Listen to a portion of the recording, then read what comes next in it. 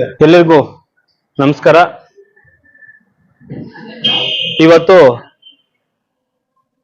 ಬಸವ ಜಯಂತಿ. ಇವತ್ತು ನಾಡಿನ ಜನತೆಗೆ ಬಸವ ಜಯಂತಿಯ ಶುಭಾಶಯಗಳನ್ನ ಹೇಳುತ್ತಾ, ಇವತ್ತು ಮುಳುಬಾಗಿಲು ನಗರದಲ್ಲಿ ನಂಗ್ಲಿ ರಸ್ತೆ, ಬಿಸಾಲಗುಂಟೆ ನಂದಿ ಸುಜುಕಿ ಶೋರೂಮ್ನ ಪ್ರಾರಂಭೋತ್ಸವದಲ್ಲಿ ನಾವಿವತ್ತು ಭಾಗಿಯಾಗಿದ್ದೇವೆ.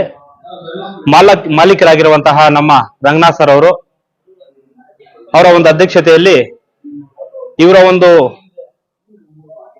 ನಂದಿ ಸುಜುಕಿ ಶೋರೂಮ್ ಕೂಡ ಕೋಲಾರಲ್ಲಿ ಮತ್ತೆ ಇನ್ನು ಹಲವಾರು ತಾಲೂಕುಗಳಲ್ಲಿ ಕೂಡ ಇದ್ದು, ನಮ್ಮ ಮುಳುಬಾಗಿಲು ಗಡಿಭಾಗ ಆಗಿರುವುದರಿಂದ ನಾಗರಿಕರಿಗೆ, ಸಾರ್ವಜನಿಕರಿಗೆ ಹಾಗೂ ಕೂಲಿ ಕಾರ್ಮಿಕರಿಗೆ, ದೀನ ದಲಿತರಿಗೆ ಎಲ್ಲರಿಗೂ ಕೂಡ ಸೌಲಭ್ಯ ಆಗಬೇಕು ಅನ್ನೋ ನಿಟ್ಟಿನಲ್ಲಿ ನಮ್ಮ ಮುಳುಬಾಗಿಲು ನಗರದಲ್ಲಿ ಸುಜುಕಿ ಶೋರೂಮ್ನ ಪ್ರಾರಂಭ ಆಗಿದೆ. ಯಾಕೆಂದ್ರೆ ನಮ್ಮ ತಾಲೂಕಿನಲ್ಲಿ 360 ಹಳ್ಳಿಗಳು ಬರ್ತವೆ. ಅದರ ಜೊತೆಗೆ ನಮ್ಮ ಮುಳುಬಾಗಿಲು ನಗರ ತುಂಬಾ ದೊಡ್ಡ ಮಟ್ಟದಲ್ಲಿದೆ. ಆದ್ರಿಂದ ನಾವೊಂದು ಸುಜುಕಿ ಗಾಡಿನ ತಗೋಬೇಕು ಅಂದ್ರೆ ಕೋಲಾರ ಹೋಗ್ಬೇಕಾಗಿತ್ತು. ಮುಳುಬಾಗಿಲಿಂದ 30 ಕಿಲೋಮೀಟರ್ ಆಗುತ್ತೆ. ಆದ್ರಿಂದ 30 ಕಿಲೋಮೀಟರ್ ನೀವು ಬರೋದು ಬೇಡ ಮುಳುಬಾಗಿಲವರು, ನಿಮ್ಮ ಮುಳುಬಾಗಿಲಿಗೆ ನಾವೇ ಬರ್ತೀವಿ ಅಂತ ಹೇಳ್ಬಿಟ್ಟು ನಮ್ಮ ರಂಗನಾಥ್ ಸರ್ ಅವರು ನಮ್ಮ ಮುಳುಬಾಗಿಲಲ್ಲಿ ಶೋರೂಮ್ ಓಪನ್ ಮಾಡಿದ್ದಾರೆ. ಇದು ಸಂತೋಷ ಸುದ್ದಿ, ಖುಷಿ ಆಗುತ್ತೆ.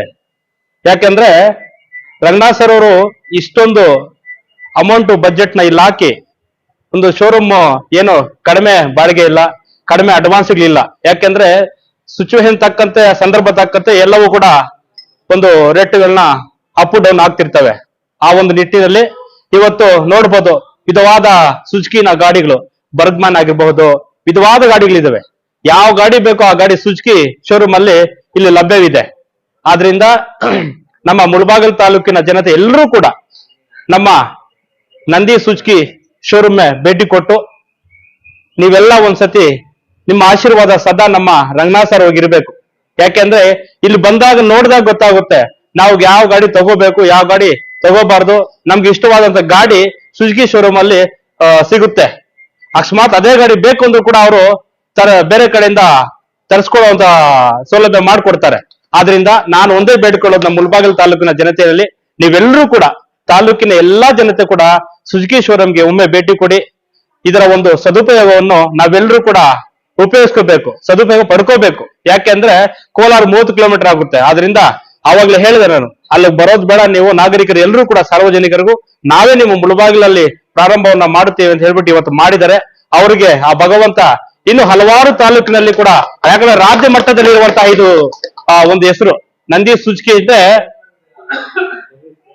ಸರ್ವಿಸ್ ಇಲ್ಲೇ ಇದು ಗಾಡಿ ಏನ್ ತಗೊಂತೀರಿ ಶೋರೂಮ್ ಜೊತೆಗೆ ಸರ್ವಿಸ್ ಕೂಡ ಇಲ್ಲೇ ಇದೆ, ಇದೇ ಬಿಲ್ಡಿಂಗ್ ಅಲ್ಲಿ ಮೇಲೆ ಇದೆ. ಅದು ಕೂಡ ನಾವು ಕೋಲಾರ ಹೋಗುವಂತ ಅವಶ್ಯಕತೆ ಇಲ್ಲ, ಇಲ್ಲೇ ಗಾಡಿ ತಗೋಬಹುದು, ಇಲ್ಲೇ ಸರ್ವಿಸ್ ಕೂಡ ಮಾಡ್ಕೋಬಹುದು. ಆದ್ರಿಂದ ಇದು ಒಳ್ಳೆಯ ಸುದ್ದಿ, ಎಲ್ರಿಗೂ ಒಳ್ಳೇದಾಗ್ಲಿ. ನಾನು ರಂಗನಾಥ್ ಸರ್ ಅವ್ರಿಗೆ ಮತ್ತೊಮ್ಮೆ ಮಗದೊಮ್ಮೆ ಅವ್ರಿಗೆ ಭಗವಂತ ನಮ್ಮ ಕುಡುಮಲೆ ಗಣಪತಿ ಆಶೀರ್ವಾದ, ಅದರ ಜೊತೆಗೆ ನಮ್ಮ ಬಾಬಾ ಹೈದರ ಸರ್ದಾರ್ ಗುರುಗಳ ಆಶೀರ್ವಾದ ಸದಾ ಇರ್ಲಿ. ಇನ್ನು ಮುಂದಿನಲ್ಲಿ ಇಲ್ಲಿ ನಿಜವಾಗ್ಲೂ ಕೂಡ ಈ ಒಂದು ಮುಳುಬಾಗಿಲಿನಲ್ಲಿ ಶೋರೂಮ್ ನಲ್ಲಿ ಒಂದು 15-20 ಜನ ಕೆಲಸ ನಿರ್ವಹಿಸ್ತಿದ್ದಾರೆ. ಅವ್ರಿಗೆ ಈ ಮುಳುಬಾಗಿಲು ತಾಲೂಕಿನ ಜನತೆ ಪರವಾಗಿ ಧನ್ಯವಾದಗಳು ಹೇಳ್ತೀನಿ. ಯಾಕಂದ್ರೆ 20 ಜನಕ್ಕೆ ಕೂಲಿ ಕೆಲಸ ಮಾಡ್ತಾ ಇದ್ದಾರೆ. ಅವರು 20 ಕುಟುಂಬಗಳನ್ನ ಅವ್ರು ಸಾಕ್ತಿದ್ದಾರೆ. ಅದು ಕೂಡ ನಮ್ಗೆ ಇಷ್ಟ ಆಗುತ್ತೆ. ಆದ್ರಿಂದ ಇಂತಹವರು ಈ ಶೋರೂಮ್ ನ ಪ್ರಾರಂಭ ಮಾಡಿರೋದು ನಮ್ಗೆ ಸಂತೋಷ ಸುದ್ದಿ. ಅವ್ರಿಗೆ ಆ ಭಗವಂತ ಸುಖ, ಶಾಂತಿ, ನೆಮ್ಮದಿ, ಐಶ್ವರ್ಯ, ಆರೋಗ್ಯವನ್ನು ಕೊಟ್ಟು ಸದಾ ಭಗವಂತ ಕಾಪಾಡ್ಲಿ. ಅಯ್ಯೋ ನಮ್ಮ ರಂಗನಾಥ್ ಸರ್ ಹೋಗಿ ಮತ್ತೆ ಅವ್ರ ಕುಟುಂಬಸ್ಥರಿಗೆ ಎಲ್ರಿಗೂ ಕಾಪಾಡ್ಲಿ ಅಂತ ಹೇಳ್ತಾ, ಅದ್ರ ಜೊತೆಗೆ ಇಲ್ಲಿ ಕೆಲಸ ಮಾಡ್ತಿರುವಂತ ಎಲ್ಲರಿಗೂ ಕೂಡ ಕೆಲಸ ಚೆನ್ನಾಗಿ ಕಲ್ತ್ಕೊಳ್ಳಿ. ಇನ್ನು ಮುಂದಿನ ದಿನಗಳಲ್ಲಿ ಇವರ ಒಂದು ಆಶೀರ್ವಾದದೊಂದಿಗೆ, ಇವರ ಒಂದು ಮಾರ್ಗದರ್ಶನದೊಂದಿಗೆ ಅವರು ಕೂಡ ಶೋರೂಮ್ಗಳನ್ನ ಓಪನ್ ಮಾಡ್ಲಿ ಅಂತ ಈ ಸಂದರ್ಭದಲ್ಲಿ ಹೇಳ್ತಾ, ಇವತ್ತು ವಿಶೇಷವಾಗಿ ನಮ್ಮೆಲ್ರಿಗೂ ಕರೆಸಿ ನಾವು ಊಟ ಕೂಡ ಇಲ್ಲೇ ಮಾಡಿದ್ವಿ. ಊಟ ಕೂಡ ಚೆನ್ನಾಗಿತ್ತು.